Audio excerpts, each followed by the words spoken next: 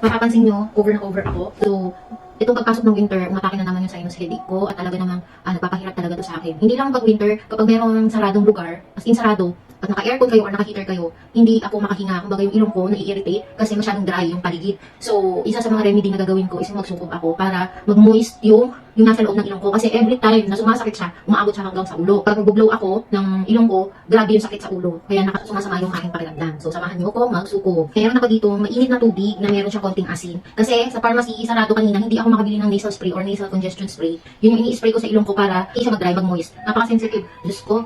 Itong ilong na to, sensitive. Simulan na natin. Yan, meron akong kumot dito. Make sure na pag magsukob kayo is yung init hindi lalabas. Kailangan malanghap mo lahat. Gawin mo ito mga 10 minutes. Umunta ako ng posisyon kasi para swak na swak yung usok sa mukha ko. Guys, be careful na hindi nyo matumba ang inyong plangga ng mainit dahil sigurado mapapasok kayo.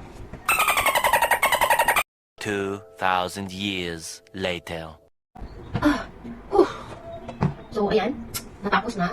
Magsukob kayo mga at least 5 to 10 minutes or more kung kaya nyo pa. And medyo dumami yung tubig, no? Dumami dahil sa pawis ko. Tumulo ng tumulo. So, anyway, kung ba bakit napaka-sensitive ng ilong na to? Itong ilong na to? Sensitive. O, yan. So, anyway guys, meron kayong mga ganyang problema, yung sinus headache. Usually kasi kapag sumasakit ang ilong nyo, affected pati yung ulo nyo. And masyadong uncomfortable at saka nakakatamad kumilos na yun naman sa mga pakiramdam nyo, diba?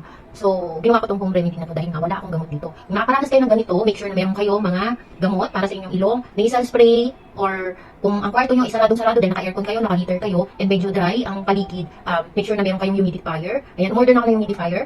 And soon, ipapakita ko sa inyo kung ano yung na-order ko. And of course, pag winter, maraming nakakaranas nito. And mag-face mask kayo, dahil nga sensitive ang inyong mga ilong sa lahat, mga maamoy nyo or something. At syempre, huwag na huwag kayong mag-blow ng inyong nose ng sobrang gigil na gigil. Dapat yung mild lang kasi isa yan sa nagiging cause ng sinus headache. So yun lamang, sana may natutunan kayo, nag-enjoy kayo. Ayan, tagaptak ang aking pawis. Ayan, sana umukay-okay na ako. Kasi 2 araw ko na itong iniinda. So yun lamang po, bye!